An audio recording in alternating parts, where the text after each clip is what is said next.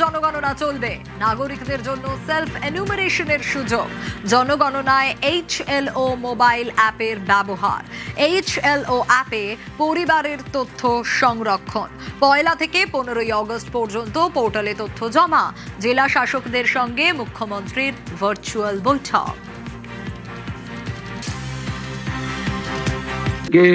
16/5/2025 বিগত সরকারের কাছে এই সেন্সাস চালু করার জন্য প্রয়োজনীয় চিঠি এসেছিল। It's a great unfortunate that the then state government Bharat সরকারের এই চিঠিকে কোনো রেসপন্স করেননি, এবং এটা একটি কনস্টিটিউশনাল অব্লিগেশন এবং ম্যান্ডেটারি সেন্সাস।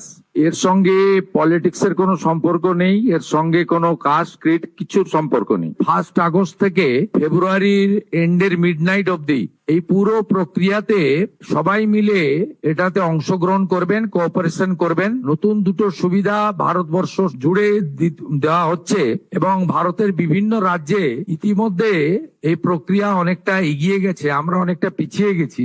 1 আগস্ট থেকে 15 আগস্ট পর্যন্ত আপনারা সবাই এটা করবেন এবং তারপরে আপ টু 14 সেপ্টেম্বর পর্যন্ত এই যে স্কোপটা আছে সেটা আপনারা সবাই কাজে লাগাবেন। তাতে এবারে প্রথম ডিজিটালি হচ্ছে সেলফ এনুমারেশন করার একটা স্কোপ, যেটা এর আগে ছিল না, সেটাও আমরা পাচ্ছি।